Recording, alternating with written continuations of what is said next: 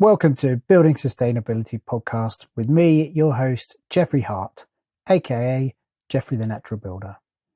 Every fortnight, join me as I talk to designers, builders, makers, dreamers and doers, exploring the wide world of sustainability in the built environment by talking to wonderful people who are doing excellent things.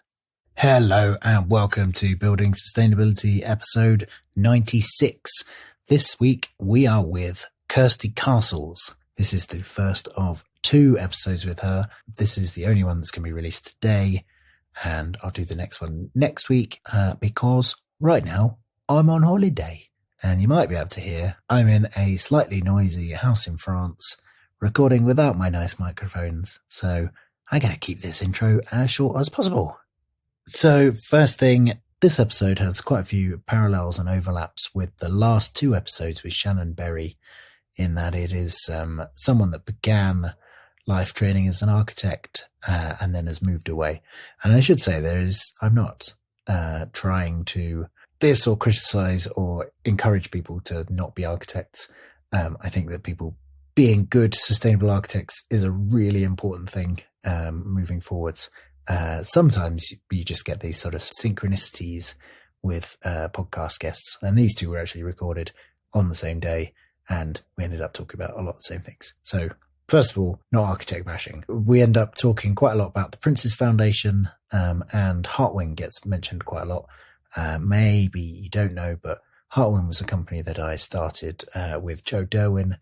It is the first episode in this podcast. We talk about our work there. It's not something that I am part of anymore, and the company has moved in a slightly different direction, but it is nonetheless something I'm very, very proud of. And I often have the great pleasure of working with students that came through the Heartwing program. So yes, if you'd like to hear more about what that was all about, head to episode 1. Before we get into the episode, just want to say thanks to some of the new patrons. We have to say thanks to Chris Barker, who has gone for the hand-carved wooden spoon level. Thank you, Chris. Gabriella Rhodes. Thank you very much, Gabriella. Nicholas Fisher, also going for a spoon level. And Matthew Jones, also going for a spoon level. I am going to be carving loads of spoons. And thanks very much to Ross Langley, who is building a lovely, lovely tiny home at the moment, for increasing his amount. Yeah, as always, thank you so much to all of the patrons for supporting the podcast. And I just wanted to say that there are plenty of other ways that you can support this podcast without having to give money. One of them is to share this episode far and wide in whatever networks you've got. There are sharing links on the website. You can often find posts on Instagram or Facebook where I've linked to the episode. You can share those into your groups, into your networks. The other way is that you can leave a review, and the best place to do that is on iTunes. I'll stick a link in the show notes.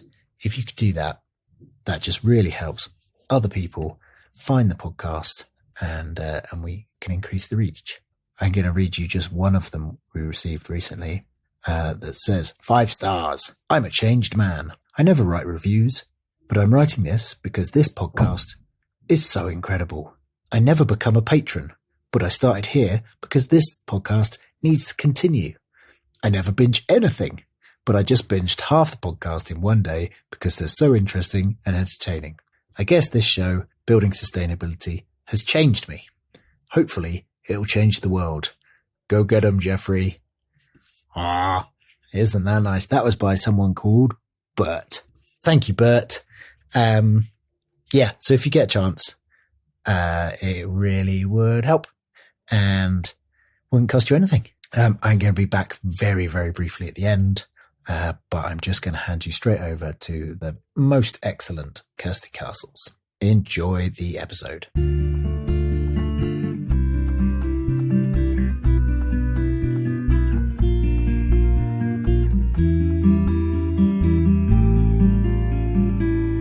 Well, I thought I'd start by saying that I think this is true, we first met at the Big Straw Bale Gathering, where you were there with other friend of the podcast. Do you remember? There were lots of people there. Little excited Scottish man. Oh, Scott McCauley! Yeah. Yes, of course. Yeah, he was there, wasn't he? Is that the first time you met Scott? Yeah. Met you two Nice. together and was like, Oh. wow, so much enthusiasm and energy. And It's like, what's happening in Scotland? Someone's put something in the water. yeah. And then Aw. it's been really nice sort of seeing you both go off and do incredible things. So, and even our story goes back further than that. So I met Scott on a hempcrete weekend working for and with Alex Sparrow. Mhm. So I met this small enthusiastic bundle of excitement architecture student there. And well, actually at that point he was pretty down about all of the sustainability and how it wasn't prevalent in architectural education. And so yeah, when I met him I was like, oh dude, have you heard of these people? Have you heard of that people? Like, don't worry, Scotland's full of people. I'll help you find the people. And so to watch him grow constantly is such a joy because he's smashing it and a great like source of enthusiasm and actually positivity. Just what can be done and what can be changed. So yeah, that's nice. Yeah, that is nice to remember because I remember it because I met all of the Hartwin gang. Of that particular era. I remember meeting lots of really lovely people on Hartwin, and that was the first time that I met you guys in person as well. So yeah, it was good. Yeah, that was when we'd been in the Scotland build, I think. Oh yeah, the Roundhouse. Yeah. Yes. And then you said to me earlier that you came to a Hartwin build. I don't remember that. In my travels, I worked for Jana at Green Architecture. Oh, of course. That was what it was. Yeah, I do remember. I just imagined, I was like picturing you sort of rocking up on your own.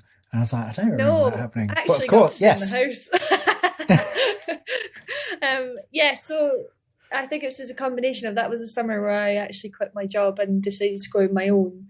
And so I was doing a bit of freelance work for Jana, and so I'd been going around the country at this point, and I was down that in the country, so I was like, I definitely want to go see what the Hartwin gang are doing, and because it was her project and everything, it was just a nice way to get to see what was happening. Yeah, we got you muddy, didn't we?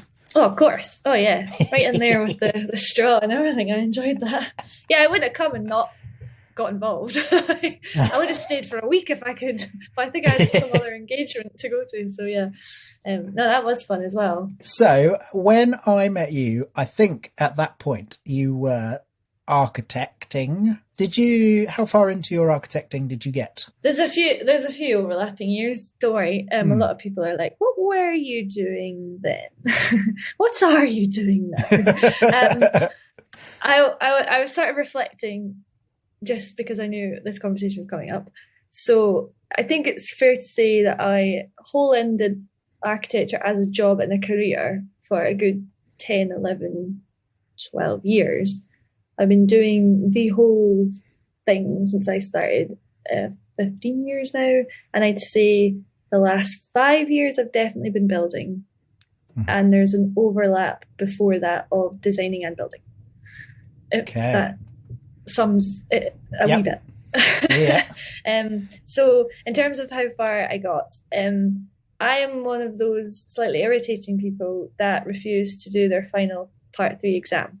So I am not allowed to, and you are not allowed to call me an architect because I am legally not an architect. Yes. So did you do, because part 3, to my understanding, from the outsider, is sort of like, it's a whole couple of years, isn't it? It's definitely another year or two. Yeah. So did you actually start that but not do the exam, or did you just not even? No, I'm not entertaining that. You didn't even. Because I mean, every time I've spoken to architects or architectural technicians, is that what you call yourself? Part 2. Yeah.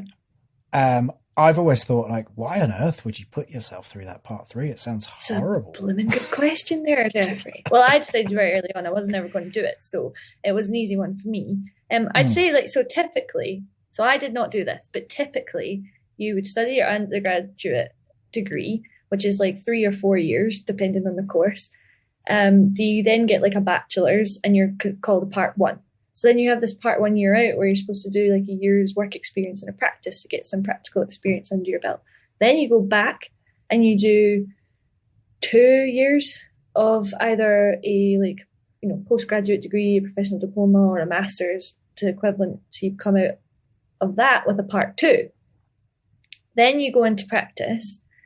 And, if you'd been doing some like part-time work during that time, if you'd been working for yourself, or if you'd taken longer in the year out, wherever you're at will determine the point at which you decide that you want to go ahead and sit your part 3 exam. But there's stuff to study, so there's a good amount that you just need to kind of sign up for, go to the classes and do your studying.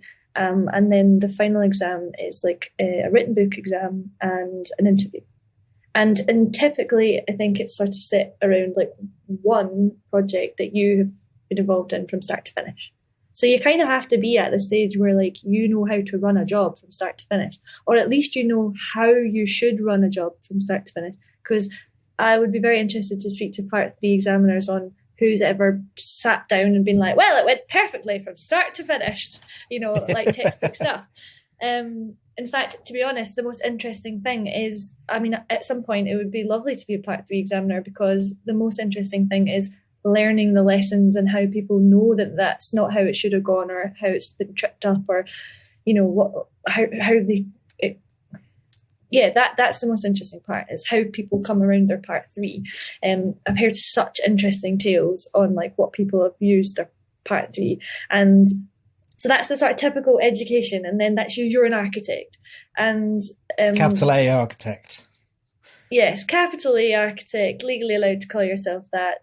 Join the register of, the Architects Registration Board, have your professional fees to pay. And in the eyes of the public, you are then a very respectable and qualified tick-in-the-box person to be dealing with your building requirements.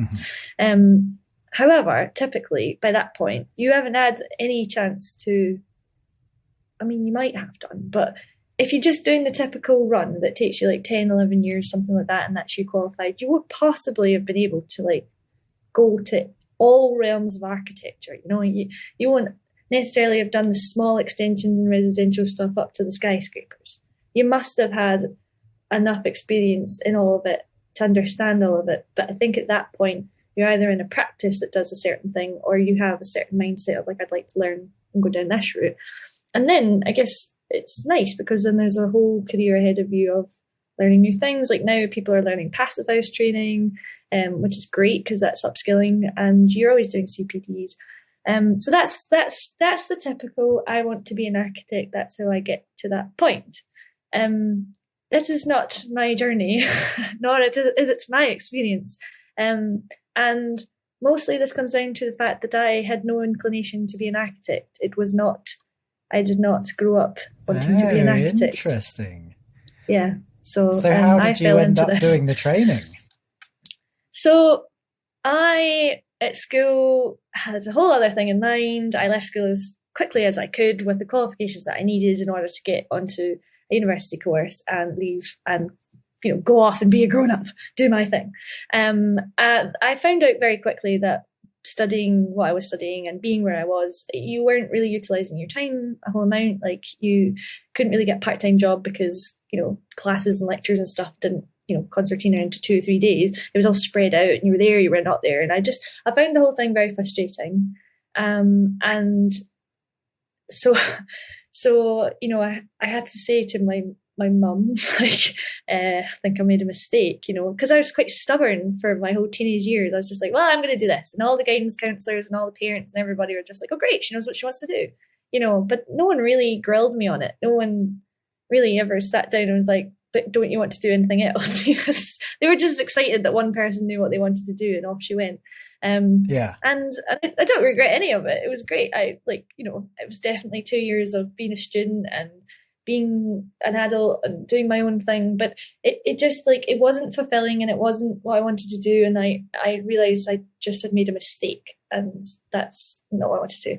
So my mum... Are you deliberately not telling me what it is? Yeah, it's not relevant. It's interesting, but it's not relevant. But what is it? It was forensic science. Oh, wow. Yeah, totally not relevant. I can't remember a single thing. I essentially studied inorganic chemistry to like second year level at university, and I cannot tell you anything about anything to do with chemistry. Like, I just forgotten it all. And that's what I mean. It was a real struggle to like pass any of the tests and stuff, because I was just constantly, I think I even got a tutor to get my chemistry higher, like, which is an A level. Like, it wasn't suited to me. I was going down the science route. I just never had meant that. It's just that when I was young, I wanted to be Sherlock Holmes, and I quite like science because it gave you answers to things, and you put the two together. Forensic science, CSI came out then. So then there was lots of courses available. I watched a whole lot of that. Can well understand so did a that. lot of other people. And so then by the time I got to uni, there was a ton of different people and a ton of different courses that ultimately weren't going to get a job, because there's like one job every 10 years in Scotland. So I was just like, why am I doing this? Like, this, what are the other avenues? And then the other avenues were like, we'd end up as a chemist or a pharmacist, or something in a realm that was just not of any interest to me. I just wanted to find a bad guy. So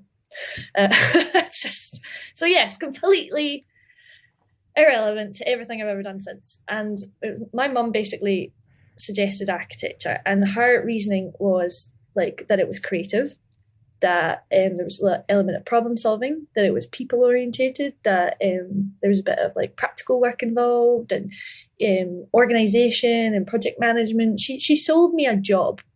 She sold me the idea of a job that had multiple avenues and multiple areas in which I could potentially thrive and would enjoy. Whereas most people want to be an architect because they want to design cool buildings, if that makes sense.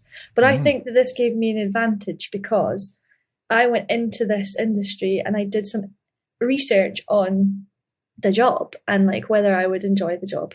And her real clinching, the real moment where I was like, sold, was she said that the local architects practice that we had used for an extension were taking on, or did have, some apprentices and trainees. And so maybe I could approach them and they would take me on as an apprenticeship. And I got that stuck on my head, and I was like, wait. So I could study and do the job. So I could do the job every day, but then study once or twice a week. And so I was very, very lucky, and that initial practice took me on. It was pre-recession, so like we're talking 2006, 2007, something like that.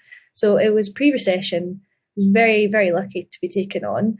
They'd only actually taken on architectural technicians as apprentices before. Their course is like more like 4 years, 5 if you're doing honours, and they are not fully trained up to architect status with the design involved in their coursework, but mostly to do with like doing detailed drawings, construction drawings, that kind of stuff.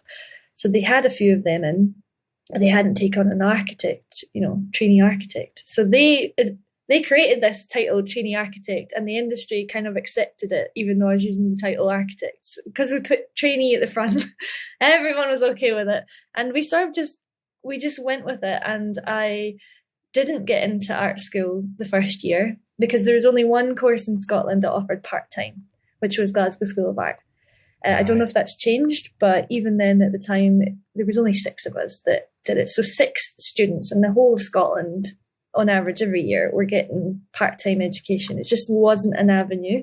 But I did it, and it was brilliant because like Monday, all day Monday, I'd go to Glasgow, sit in lectures all day, do my tutorials in the evenings, and then Tuesday through Friday I would be at work. And then I think a Tuesday night and a Thursday night I had to leave a bit early, get the bus up to Glasgow, do tutorials. And I did that for 4 years. But I just learned so much in that initial practice. And there was an older retired gentleman who was my boss's original boss when he started out, and he'd come back out of retirement to help us out. And I remember him saying to me very, very early on, Kirsty, you won't actually be an architect until you're like 60. So he basically framed it that you won't know enough and have done enough and have enough experience to really feel like you are an architect until you are about 60, and then you retire. And I just remember thinking that this was a fabulous thing, because it just gave me like so much time to explore and learn and go on this journey in which one day I would become an architect. Whereas other people's expectations are like, I need to get through the part 1, the part 2, the part 3, and then I'll be an architect. So I think from day one, I was very much sold a different idea, with very different mentalities around the entire job. And it worked out in my favour. And ultimately, the last ever paid job I did in a studio, in an architect studio, all I did was design buildings all day. Like, I didn't have to do the project management part. I didn't have to do the technical detail drawings. Ultimately, I ended up in this job where I was doing every architect's dream job, which was just designing all day. And yet that was never my intention, you know, and it was actually a very difficult job to leave, knowing full well that all my peers would have loved to have been in my position, and yet it wasn't like the full package for me. And so I had to kind of like make a choice that I wanted more than that, and that I wanted to move on. But yeah, I ultimately ended up, in my mind, being an architect, you know, in that sense of like doing the job of designing things. So I did my part 1, and I learned a lot, and I was there for 4 or 5 years. And what I learned was that I felt that architecture had become a profession, which in some ways had taken on some job roles that weren't necessarily what they used to be back in the day. And when I say back in the day, I do mean like, you know, way back, like really like Gaudi's day of like, or like whatever, you know, just like people that were sculptors and stonemasons and carpenters and probably amassed a huge variety of experience to the point where when they were nearly 60, they designed this building and they pulled it off and it was a beautiful piece of artwork. Like, that was an architect. So I got really stubborn on the fact that an architect comes from architecton, and that means master builder. So I got quite stuck on this idea that I was doing a job that I didn't agree with was the right way to be the thing that you were going to be, and that I thought a lot of architects should know how to build more and that they should be more hands-on. But I could see that profession was not set up that way. So from this point of view, I decided I was going to leave it entirely and go and learn to build. So yeah, basically after my part 1, I just I think I framed it as like a year out to everyone. Even to myself, I was like, well, you know, got a bit of money saved up. Like, it's been 5 years of hard work. I mean, I don't know now how I did it. I was full-time employed. I studied full-time. It was a full-time course. It was a full-time architecture course, but you just had to do it in your spare time. Which, have you ever met a part 1 architect student? I have, yeah. It's a pretty full-on course. Like, I fully expected to break my don't drink tea or coffee rule during that course and then need espressos to keep me up. But it never happened. I just got on with it. I also had a full-time social life, you know, lived in my full-time social life. Oh yeah, I was like, I mean, I was out all the time. Like, you weren't part-time in that aspect. Acoustic nights out, like holidays with Pat. Like, I honestly could not do that now. Like, that was a thing to do in your late teens and early 20s. There's no way I could deal with even one aspect of any of that now. Like, even a full-time job exhausts me now. Like, even full-time education, even full-time socializing, that all exhausts me now. So, you know, this just shows and ages me slightly that was something I was able to achieve. But I decided to take this year out, and the intention was I want to volunteer as much as possible on actual buildings and get construction experience. I just felt very hypocritical being an architect and not knowing how the things went together. And I don't know if it's not fair to say that it's applicable to the title of architect or the job role of architects, just me as a person. I needed to know how things went together. I'm a practical person. I'm a doer, you know, I learn by doing. I just needed to know more before drawing these details. And I don't think that is unusual, because I have since tutored and mentored many architecture students who seek out ways to learn. And I've, you know, obviously since then found courses that offer more than that. But at the time, I just desperately needed to be doing something that I guess boosted my knowledge. And at the same time, I just kind of wanted to go traveling and see a bit of the world, because everyone else had been a student for 4 years and I had done all of that. So I kind of, I guess, decided that the idea of the traveling would be get on a plane, go somewhere and volunteer my skills in exchange for get to stay somewhere and see the world. And I did that quite successfully and quite enjoyably. And, I've definitely been around to some interesting places. What sort of places did you end up? I started in Ireland, which is a great project called Commonage Callan. Met some lovely people, still in touch and still good friends with one of them. But mostly that was kind of architecture students who were basically doing the same. They're trying to provide an opportunity for us all to get hands-on building experience. And I loved that project because I was totally obsessed with bricks. I still am a bit obsessed with bricks. I'm just not a mason. I've not gone down that route, but I'm still completely obsessed with bricks, and I collect them with like the name stamped onto them and stuff like that. So, and this comes from way back then, and I just loved bricks. And so we were on site on the first day, and someone said, so this is our local worker. He's going to teach some of us how to build with these reclaimed bricks. Does anyone specifically want to do that? I was like, oh, maybe, please, can I do that? And so I worked with this Irish bricklayer, this old guy, taught me for a couple of days how to lay bricks and taught me the pattern and how to set it all up and stuff. And then it was beautiful because then I did really well at it. And so they were happy for me to then teach all the other volunteers. So that just became my job. And I got to stay on the brickwork wall for the whole period of time. And I did think, maybe I should be learning a bit of that. And maybe I should learn a bit of the timber and this, that, and that. And I thought, no, I'm really enjoying the brickwork. And there was some satisfaction in having done it well enough that people were then being able to learn from me. And a really beautiful moment was there was these two old Irish fellas up on the scaffold above me, and they were talking about things. And I'm not even going to try and do the accent, but basically one of them said, oh, have you seen this lassie down here? Oh yeah, she's killing it. She's doing great, and they didn't know I could hear them. And I was so chuffed because I was like, they think I'm doing a good job. This is great. So I was really pleased. So I did that. And then I went off to Costa Rica. That was really the kind of get on a plane and go somewhere. And there I actually learned more about permaculture and about living off grid and living within your means, and a lot about food production, water recycling. It was more a holistic view of building and life and natural building materials. That's what cemented like the whole, why are we using all these like awful materials in the world? Like you can just use bamboo if you're in Costa Rica, obviously. Like if you're not, it's a different story. But I ended up with quite a lot of knowledge in that part of the world about building in that part of the world, in natural building materials.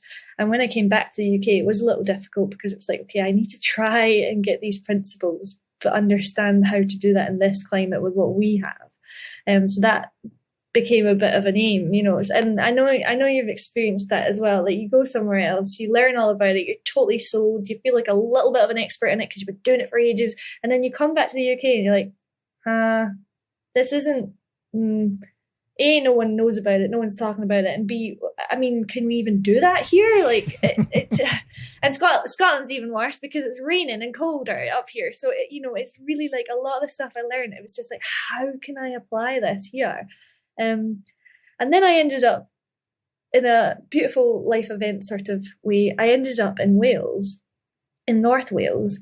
I ended up volunteering on this beautiful project on the Llŷn Peninsula.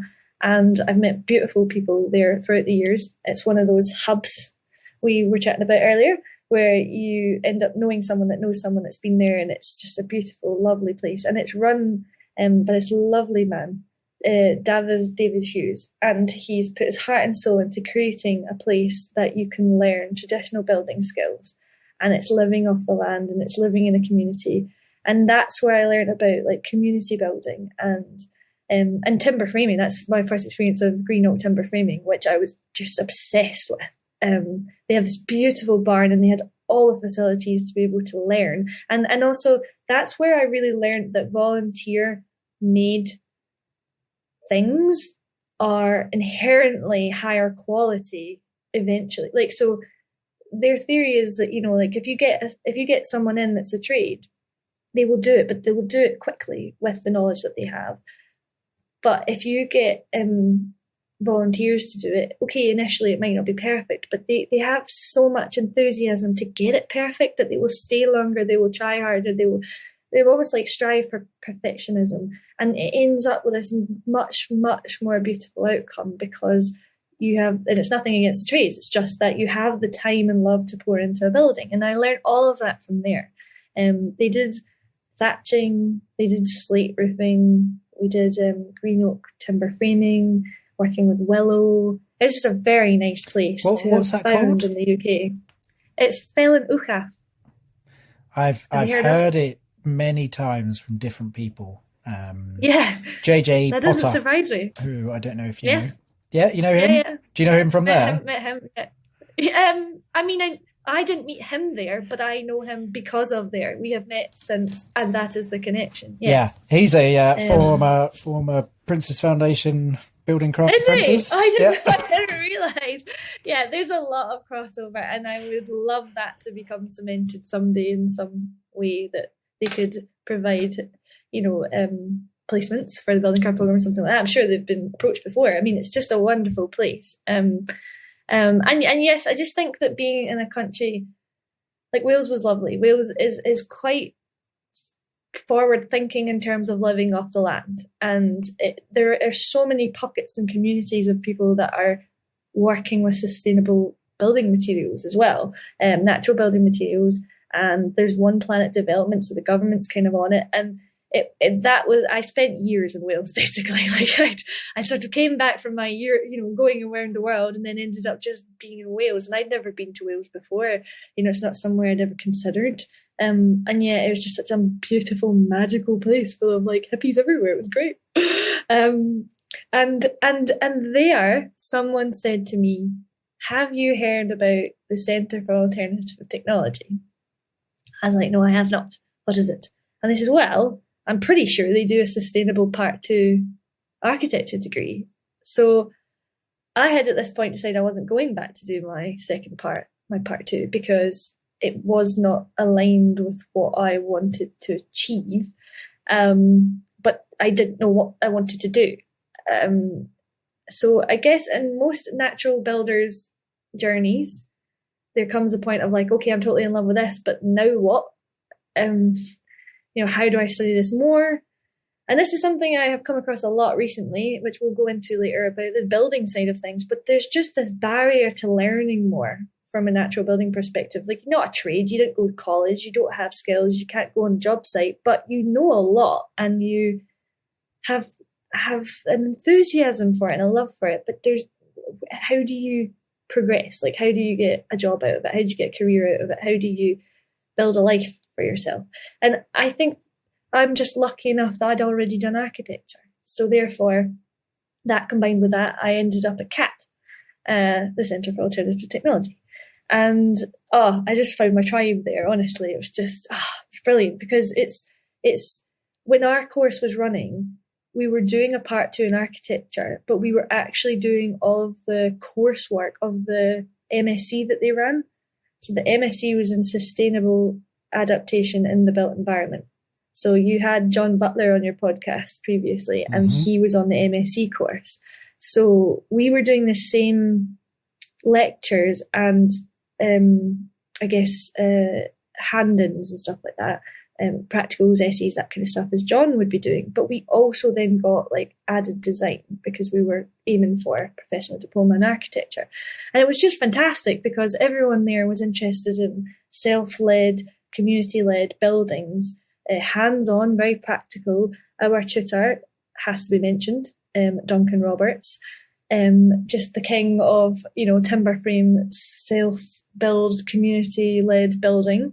And that feeds into the year group that someone is tutoring, and he definitely affected all of our lives in many ways. But he also just provided us with the opportunity to go with what it is we felt was right, which was that we should be building and designing, and these things should not be separate. And so it was wonderful to find a place that my two interests were combined and could like suddenly merge into this one thing. Or so I thought. One thing is what I thought at the time. And yeah, so naive. So I thought I'd kind of nailed it. I thought I was like, right, that's it. I'm a sustainable architect. This is it. Like, I can do that.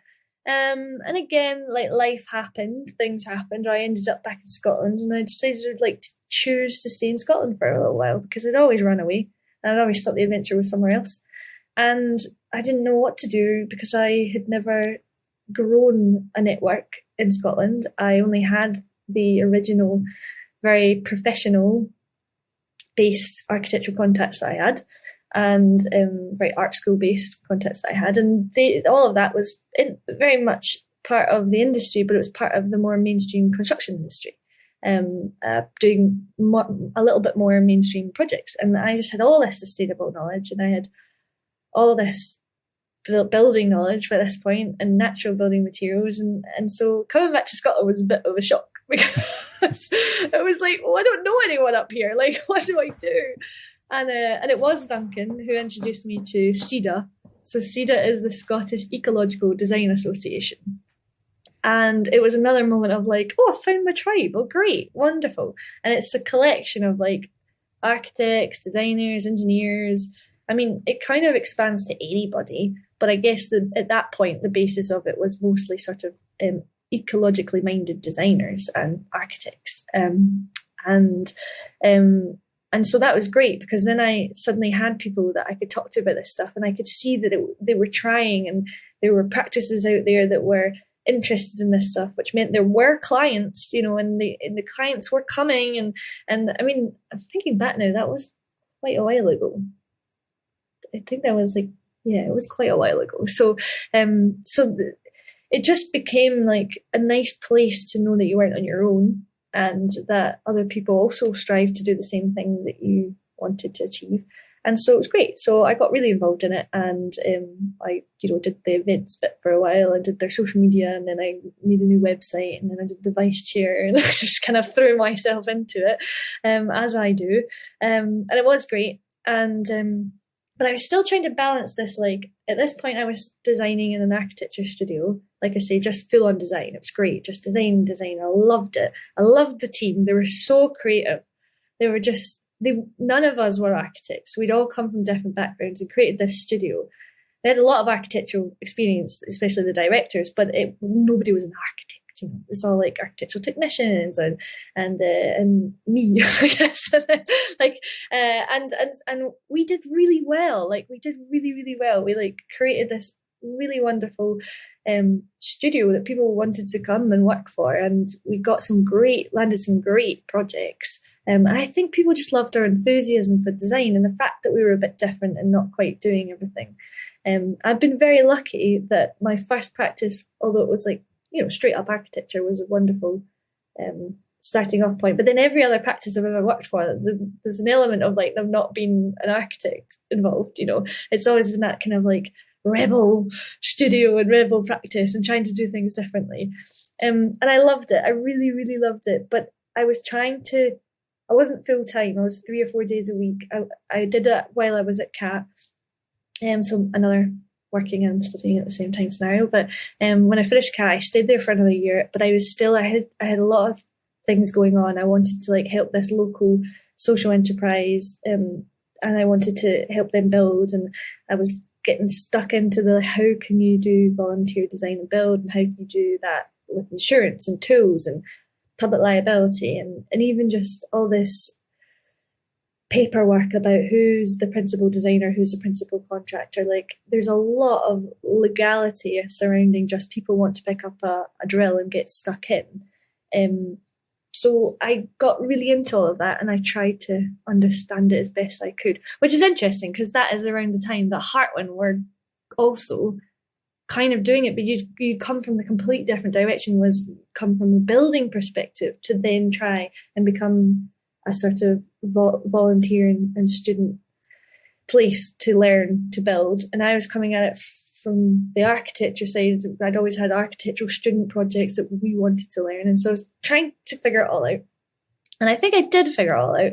And it's a bit of a side tangent, this, and I don't want to focus on it too much, but a friend and I did start a company, a community interest company, to address that. And I think the way we set it up addresses all of these different issues of public liability and who's in charge of what and all this jazz. And we've done maybe at least one project a year, a small project a year, that's community led. We worked with children one year. We worked with a children's charity. We worked with a bunch of architecture students that wanted us to kind of oversee what they were doing because they wanted to do this sort of thing and teach them. We worked with women's shelters, and we worked with ex-offenders.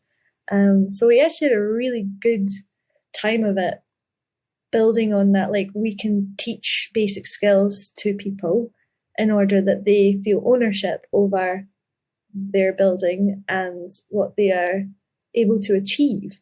And that's just a huge area of my life that was just all about that. I just was so satisfied in teaching people. And at the same time, I was tutoring at the art school, which was super nice.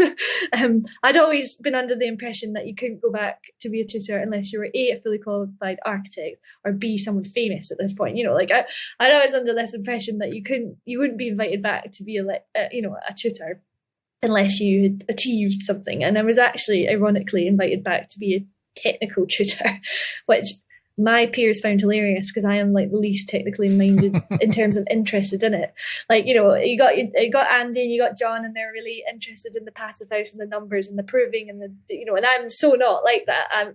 But I think it was down to the fact that I had experience with materials, and so I was able to say, but have you thought about this connection? And you could do it that way and stuff. So it wasn't necessarily technical, like, make sure you get all your calculations correct, but it was just more like invited there to share my knowledge from sustainable materials and things. And that was enjoyable. So there was a few years of just teaching and figuring out what I wanted to do. And yeah, I came down to Hartwin on a project for a day to see what you guys were doing. I went on a festival build, which was really interesting, just to see how they build fake kind of streets and things like that. Which festival? It was Boomtown. Nice. Yeah, that's a good one for building fake streets. It was good. Interestingly, though, I was there for 3 days. We were building it all, and then when the festival started, I went against the entire stream of traffic because I was trying to leave, and everyone was like, sorry, you can't go this way. And I was like, no, I'm actually trying to leave. They're like, yeah, but if you leave, you can't come back in. I was like, no, I know, I'm leaving. They're like, but the festival's just starting, Kirsty. And I was like, yeah, not interested. I'm going to the Straw Bale Festival. Oh! We'll be back after a quick break. If you're looking for all things BMX racing, you found the right podcast. Here at Lane 8 BMX Podcast, I'll speak to the local racer, the national racer, and even the Olympic level racers. I'm talking kids to the weekend warriors and much more. So get comfortable, turn up the volume, and remember to snap on green.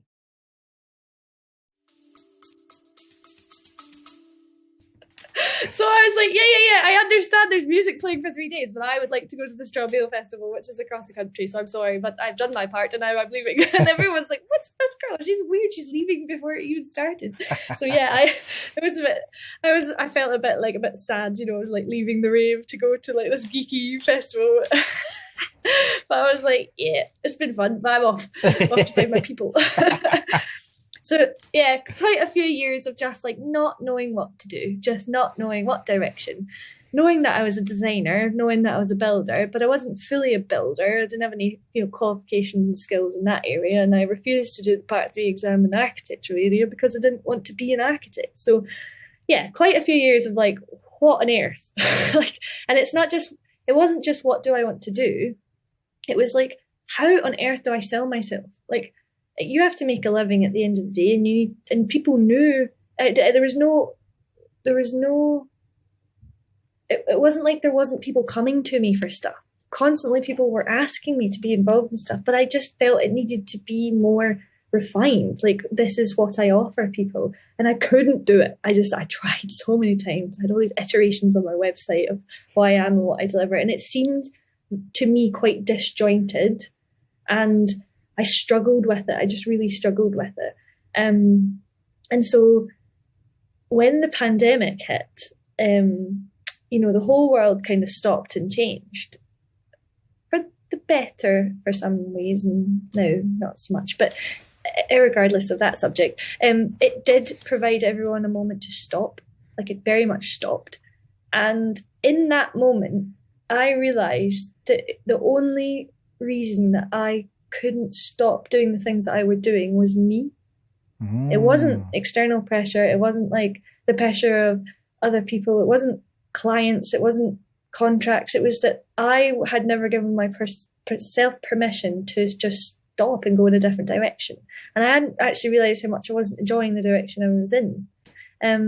So I just kind of decided to give myself and say, well, the pandemic caused me to stop doing all that, and just excuse it, just give it an excuse. And I realized the only person I was giving an excuse to was myself. Like, no one else cares. Like, everyone else was saying, what's she going to do next? Like, no one else cared. And it was bloody brilliant. I just stopped, and I just realized I didn't have to keep doing something because I felt like I had to keep doing something. I just stopped, and I was like, what do I want to do? And it was absolutely beautiful timing. And I applied for the building craft program that the Princess Foundation run, because you had to be NVQ level 2 in order to even get on the course, which meant that you actually had to be of trade level. You had to be skilled.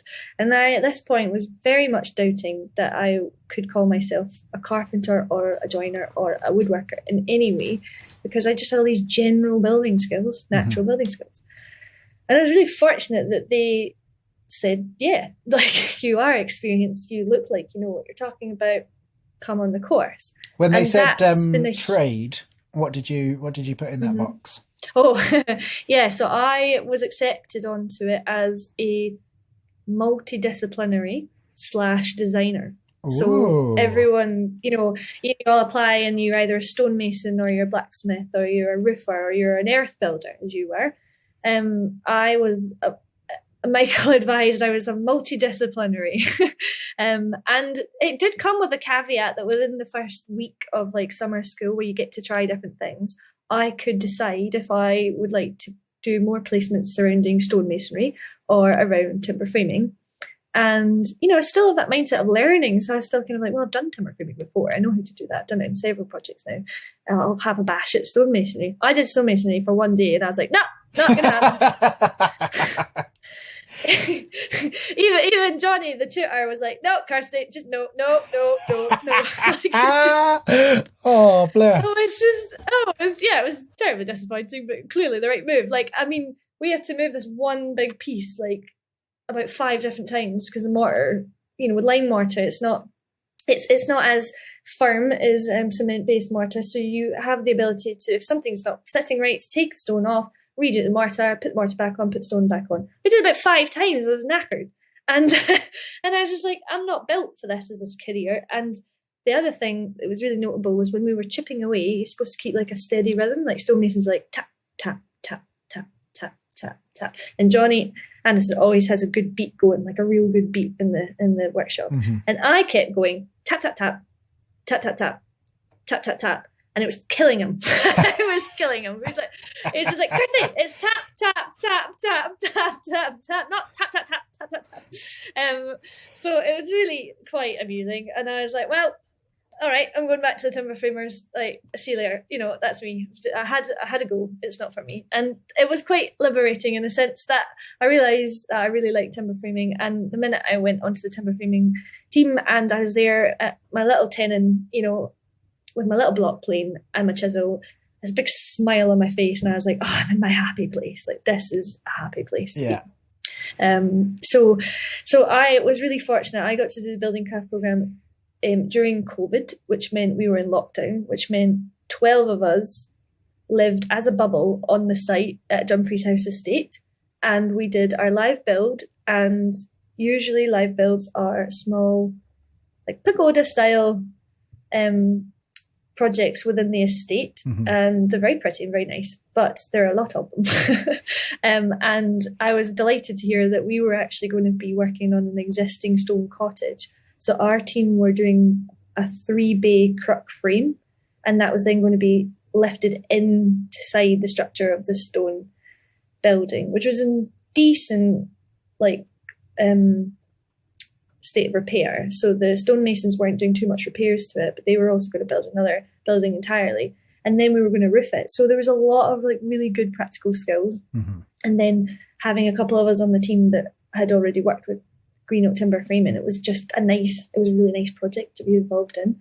And was and I'm Steve, from the was area. Steve the tutor at that point? No, we had Owen McClatchy, and he is also a previous student Is from he? the building craft program. Yeah, so that was great. Owen's great, and yeah, it was great having someone that also knew what it's like, and he'd done it before as well. So it was a very good person to have as our tutor, and it was a really nice experience. And then we all went on placements, and so we all went on placements, which was a little difficult because it's COVID, not everyone was up and running and things, but I was very fortunate, and I got placed with some really nice people, and I insisted on staying in Scotland where possible. So I insisted on Scottish-based placements where possible, because the course is run from Scotland, and because what I was realising was that traditional building skills, a lot of people come up from England and Wales to the course and go back down south,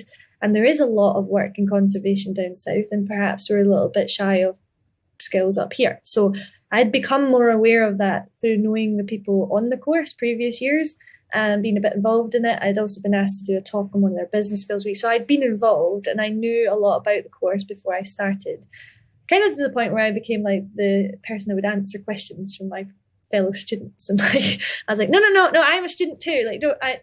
Ask Michael. But I didn't know enough about it. And so I got put on really good placements. One of which was Thompson Timber in Glenrothes, just outside Glenrothes. And he taught me mill rule, which is different from scribe rule. Yes. So he uses everything up a 90-degree iris, which is a really interesting way of working. And it's much more commercial, and you can just do it faster. So that was fascinating, because as much as my brain was like, no, but it's traditional, you want to do scribe rule because scribe rule is the right way, I kind of changed my mind a little bit, because I was like, well, actually, if you want to do timber framing and make a living out of it, you have to have some shortcuts, and this is a bloody good one. So I really enjoyed it, and I really enjoyed the kind of designs that he comes up with and the kind of clients he had. And it was just a very nice, eye-opening experience that in that part of Scotland, there is a lot going on. Mm-hmm. And I have, I know that there's a lot of timber framing happening in sort of Perthshire and Stirling area and things like up there. And it is a little disappointing to me that there's not a lot happening in the southwest coast of Scotland, which is where I'm from, where I am based. Do you think that is? I've very nearly became a timber framer, and yeah, me too. for sort of one reason or another, I didn't. But I sort of, one of the reasons I am not too upset about that is that I realised that generally you, as a timber framer, are working for very rich people, because they're the only people that can really afford a timber frame. There's a lot of work, there's a lot of timber. And I know the southwest of Scotland is correct me if I'm wrong, and this is from what I was told when I was doing the Princess Foundation, that whole Ayrshire is quite a deprived area, and therefore less money to build a really beautiful big timber frame. It is interesting to hear your perspective on it, because obviously I grew up around here. Yeah. So I understand. It's a wild speculation, by the way. I'm not. No, it's not. It's not. No, it's not. And the thing is East and North Ayrshire are ex-mining communities, and there was historically, and perhaps still is, a lot of deprivation. But the thing is there's a very stark contrast between South Ayrshire, which is where Ayr is, so Ayrshire. And I grew up in Ayr, and I think there's a lot of wealth in Ayr and the surrounding areas. And you've got the Isle of Arran, you've got Seamill up the road, and at Largs, down the way you go into Dumfries and Galloway.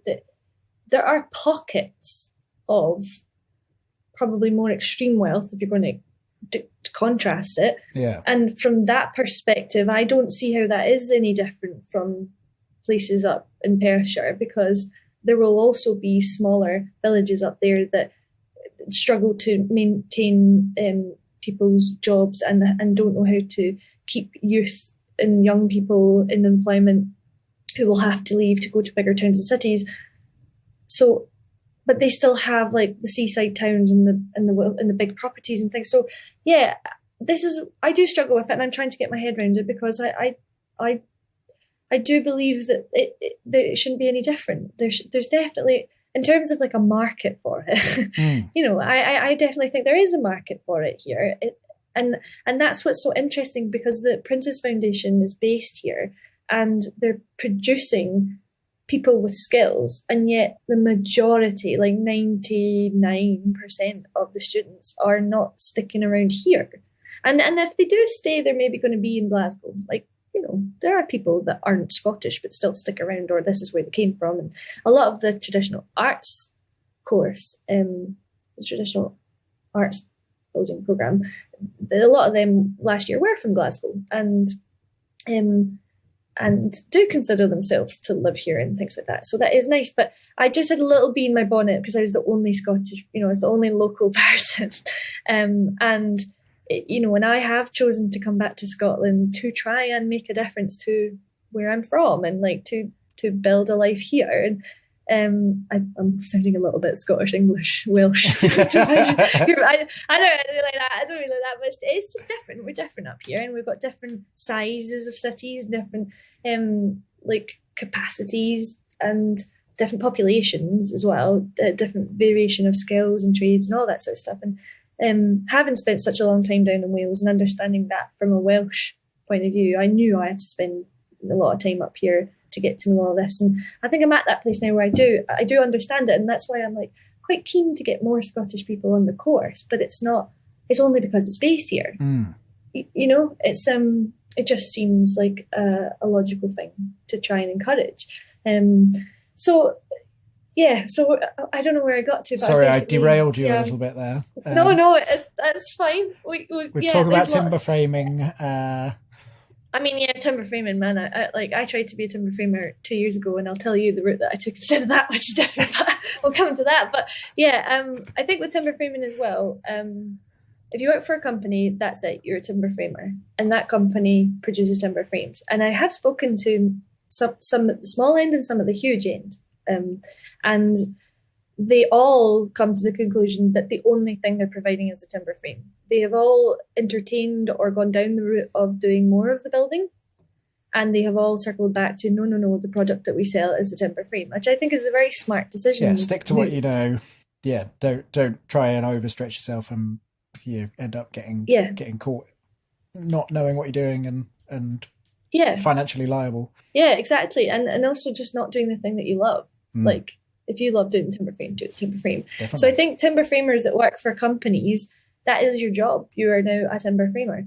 There are another group, should we say, of timber framers that exist on a freelance basis. You know, so there'll be companies that don't always have big projects, and sometimes needs a couple extra guys or a couple extra people to come and help them out.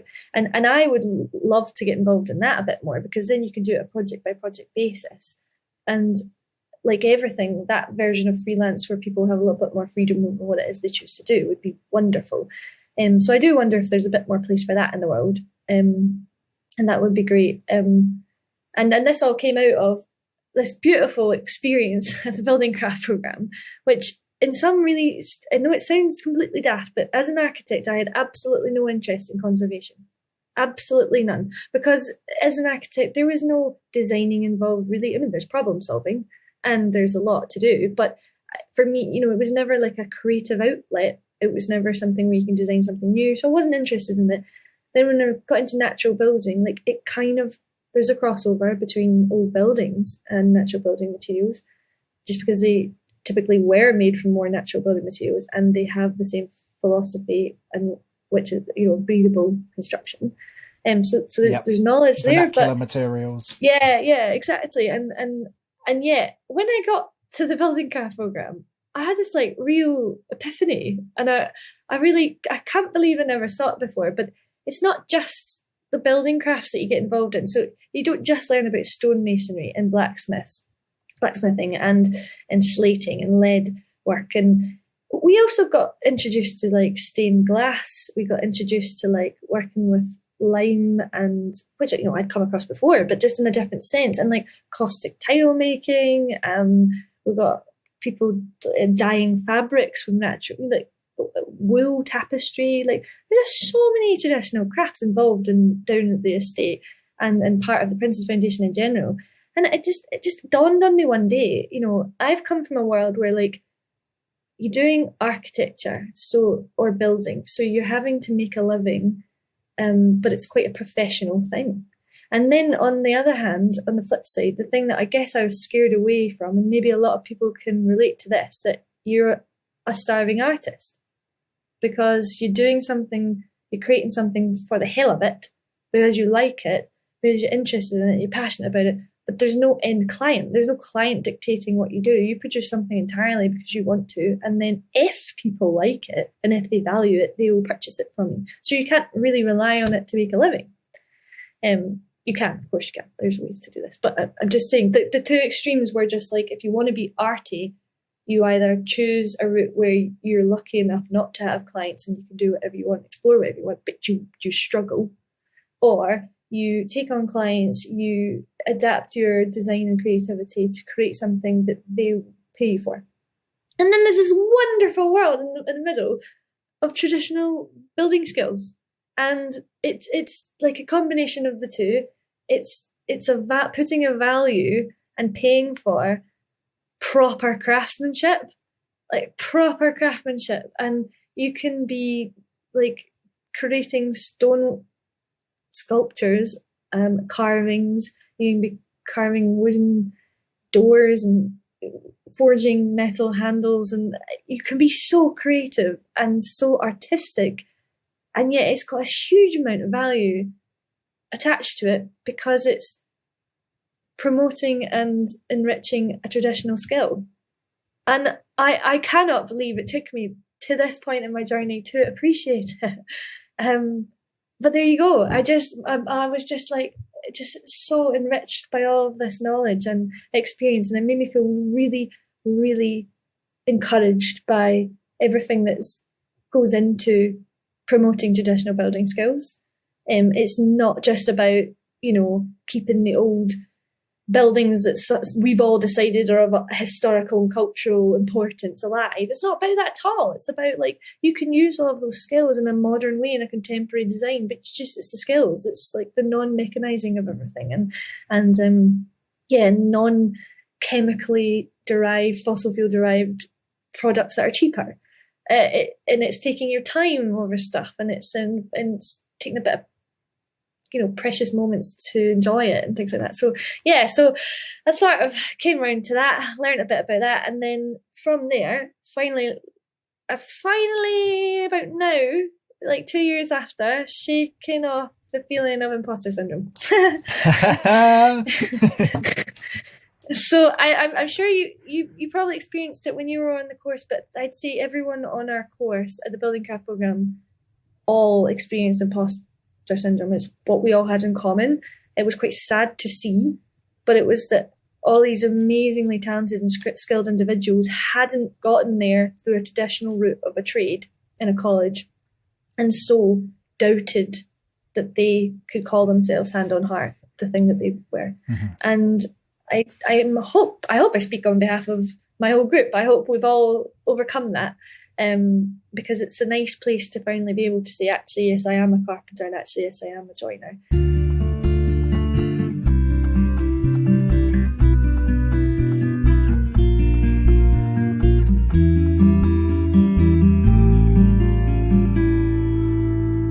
Thank you, Kirsty.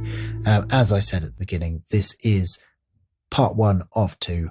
You're going to have to wait a week for the second part until I'm back from France. Just time to say that there is a whole load of links in the show notes if you heard something that sparks your interest to some of the organisations. That includes Grain Architecture, Hartwin, the Prince's Foundation, Centre for Alternative Technology, and a whole load more. So do delve more into them if they sound interesting. Also, if you do want to support the podcast, then head to patreon.com/building sustainability and you can support there. And if you want to support the podcast, not financially, then a review would be fantastic. Head on over to iTunes or share this episode wherever you can and let more people know about it. Okay, that's it from me. Until next week. See ya.